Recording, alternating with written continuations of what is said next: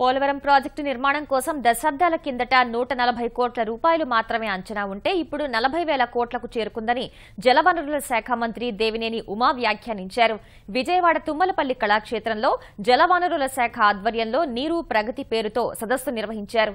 ఈ కార్యక్రమానికి మంత్రితో పాటు సీనియర్ ఇంజనీర్లు పాల్గొన్నారు. ప్రతి ఒక్కరూ నీటి వనరుల్ని పర్యవేక్షించడానికి కృషి చేయాలని జలవనరుల శాఖ మంత్రి దేవినేని ఉమామహేశ్వరరావు పిలుపునిచ్చారు. వర్షపాతం తక్కువ పడింది.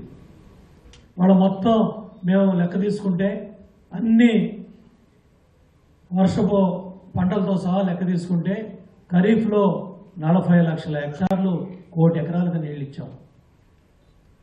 రబీలో దగ్గర 20 లక్షల హెక్టార్లకి అంటే దగ్గర 50 లక్షల ఎకరాలకి మనం నీళ్లు ఇవ్వగలిగాం.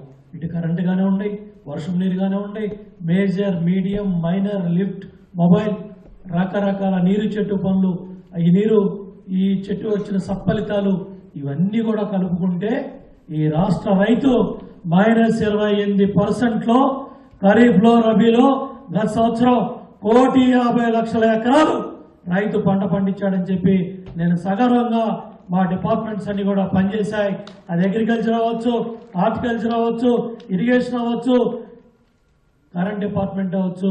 ముఖ్యమంత్రి చంద్రబాబు నాయుడు గారి నాయకత్వంలో ఇది సాధ్యమైంది.